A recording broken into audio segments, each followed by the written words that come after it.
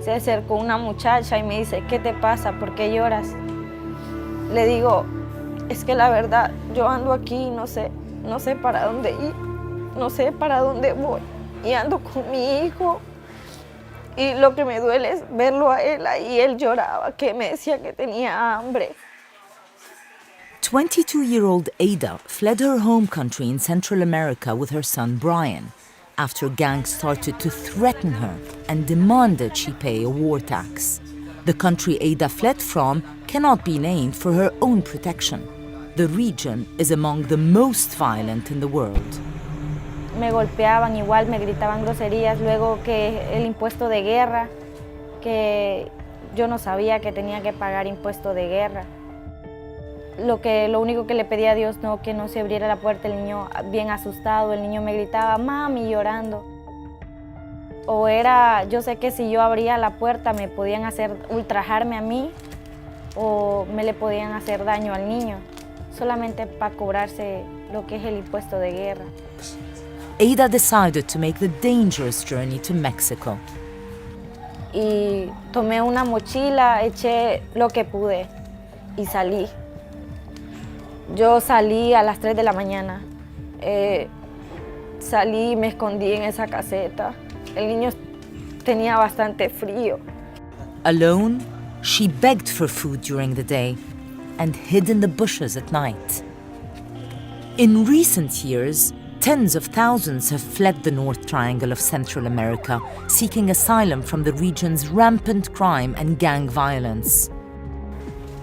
O conmigo, que me podían. Ellos cuando les deben el impuesto de guerra, ellos a veces, si son mujeres, las ultrajan o las hacen sus mujeres para que, entonces, la verdad yo no quería eso.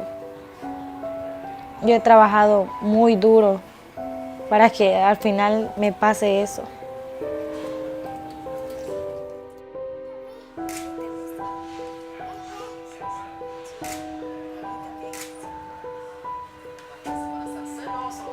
These high figures are not just figures. Behind each one of these 65 million people is a story of fear, of dispossession, of exile, and of hopelessness. We need not to forget that. We need to remember that, to draw from that awareness that these are human beings with human stories. We need to draw from that awareness a renewed sense that we need to tackle this all together, that none of us is exempt from that responsibility.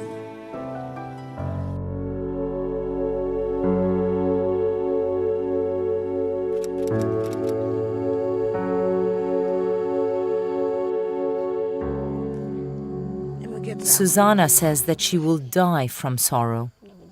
Months ago, she watched in horror as anti-government militia in Burundi violently tore her family apart. Urumva nyine hageze saa sita abana bavuye mu ishuri baje kuruhuka badusanga turi mu rugo ngiye guhiga ibyo kurya ndabaha hanyuma basoda usanga bakikije bose babatemagurira mu nzu ise we Mariya bamutemesha ishoka mu gahanga kugira ngo ahwane sanga ni imibyimba gusa. Bantu barindwi bose unye n'agahinda kari mu kunyica no gusanduha abasaba abana nabo. The violent acts weren't solely attributed to anti-government militia. Manasseh, a hospital pharmacist, was arrested by Burundi's pro-government forces. He still bears the scars of his torturous 3-month stay in prison. Hanyuma inuto yamaze kugira baca bakubita mwimbugita ya antuze barambanga kunyama imwe.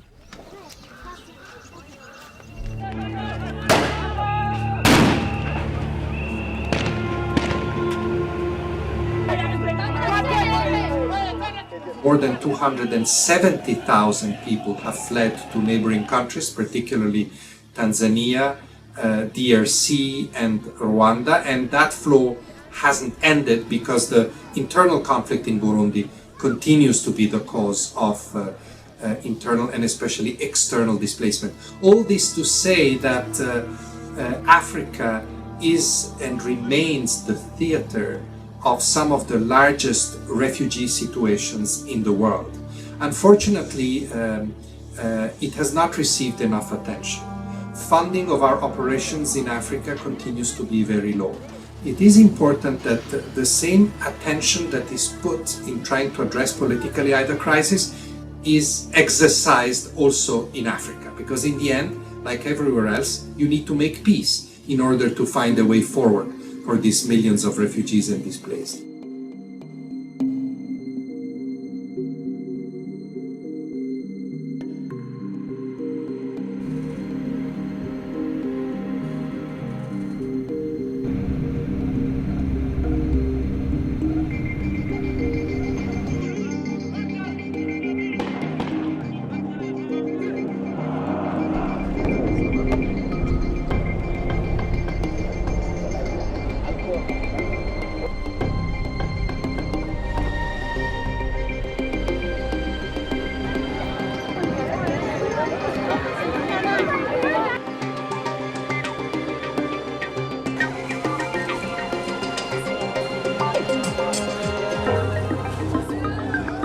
I'm not sure how many years it will take till we eliminate conflict. That would be a long time.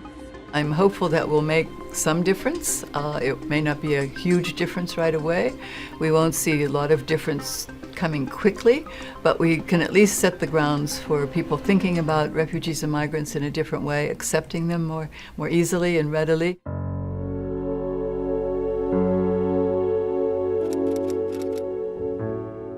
On the Greek island of Samos, volunteers like Gabby are helping refugees who arrive on shore near their home after fleeing conflicts abroad. And then we rush down to here, grab our emergency bags, what includes diapers, the clothes what I'm fixing, milk and juice for the children. Slow! Ready. This extreme situation shows the weird character of somebody. There were some people who just stood there at the harbor, mostly old ladies, and just cried when they saw all these wet small children. Some of the people, I think, act aggressive because they cannot actually do what they want.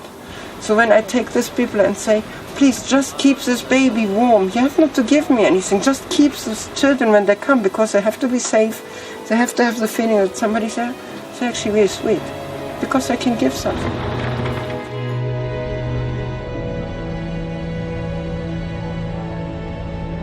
Talk about their needing safety and dignity. You know, they need to have a journey that's safe. They need to arrive somewhere and be welcomed rather than resisted, you know, and pushed back. But they also need to have what we're calling inclusion. As soon as they get somewhere, they need to know that just that they're welcome, but they can begin to learn the language, they can be offered a job, can be offered some skills training or education or a scholarship.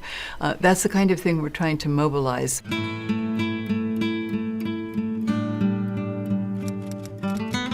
In Sao Paulo, Brazil, Talal and his family have found this inclusion thanks to the country's open-door policies. Talal's family fled Syria to Lebanon in 2013, but he wanted to seek more opportunities abroad. Determined to avoid a dangerous sea crossing, Talal found another way: Brazil's humanitarian visa program for Syrian refugees. O governo do Brasil abre portas, então, eu com certeza não vou chegar ao Brasil, o governo, você não pode entrar, porque você abre portas para mim. Once they arrived, Talal raised money through crowdfunding to start a new business. Brazilians donated $20,000 to their cause. His wife Ghazal now cooks for their thriving catering business, offering up Syrian dishes. With more help, Talal is already at work setting up his new restaurant. O povo brasileiro me ajudou muito, muito. Agora, com a ajuda do brasileiro, continuo a minha vida aqui no Brasil e eu começou meu novo negócio aqui no Brasil também. Por isso eu gosto do Brasil.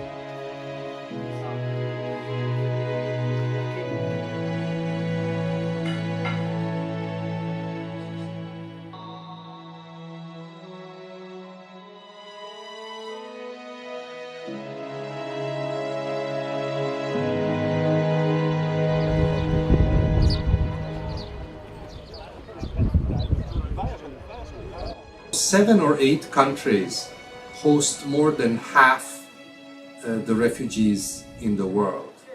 And likewise, 7 or 8 countries provide more than half of the funding to help the refugees and displaced. This is not a sustainable situation, especially with the problem becoming so big and complex.